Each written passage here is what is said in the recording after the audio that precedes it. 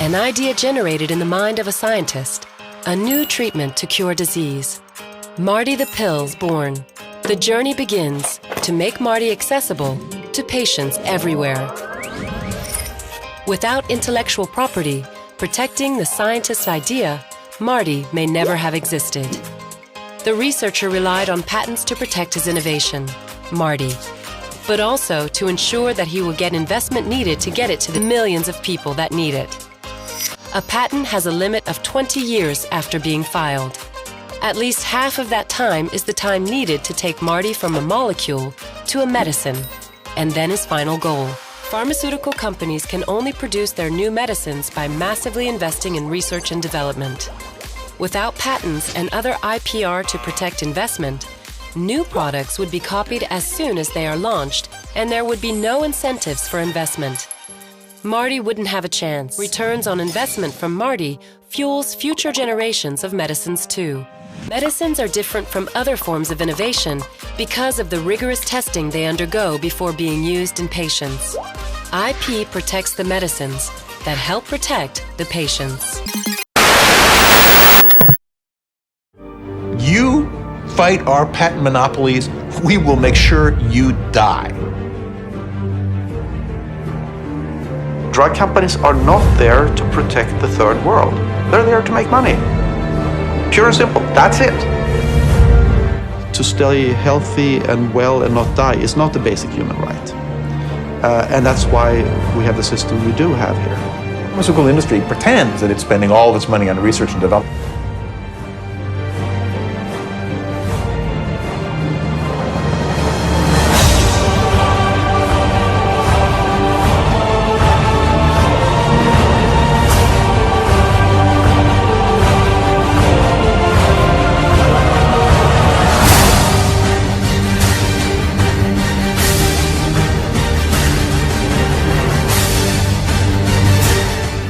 Daraprim is an older medicine used to treat HIV. Last month, Turing increased the price of Daraprim 5,000% overnight, going from $13 to $750 per pill. The CEO argues that the money was needed for R&D of new, more effective drugs. Giant drug maker who authorities say broke the law by bribing doctors across this country with Hawaiian vacations, tickets to Madonna. And why? They wanted those doctors to sell your family their drugs, and many did. Tonight. No, these aren't entertainers. Y'all ready for this? They're senior executives with pharmaceutical giant GlaxoSmithKline at a pep rally in Las Vegas for their sales team. There are people in this room who are going to make an ungodly sum of money. GSK sales force bribed physicians to prescribe GSK products. The government claims GSK engaged in an illegal marketing campaign where drugs were promoted for disorders where there was no medical evidence they would help. Company officials agreed to pay $3 billion in the biggest healthcare fraud settlement in U.S. history.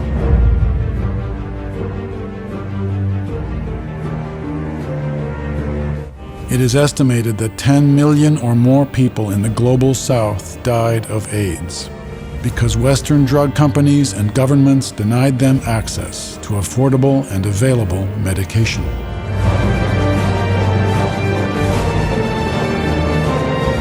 The first antiretroviral drug, invented in '63, has been covered under monopoly for 54 years.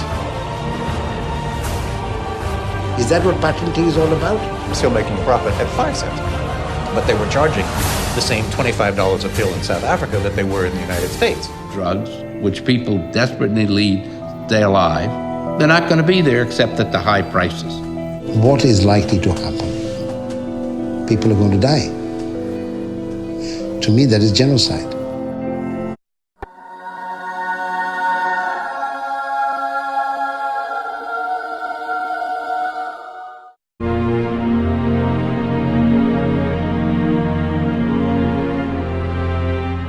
Companies can change this situation through development of base of pyramid markets and public-private partnerships.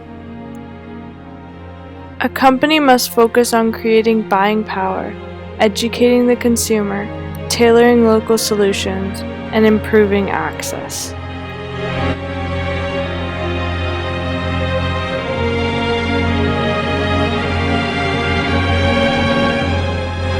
GSK is an example of how public-private partnerships are being used to deliver medicine to those in need.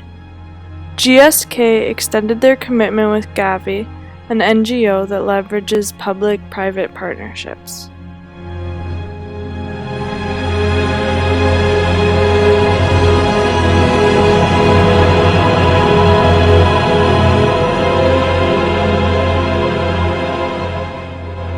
GSK froze vaccine prices for Gavi in order to make the vaccines accessible to poor people in developing countries.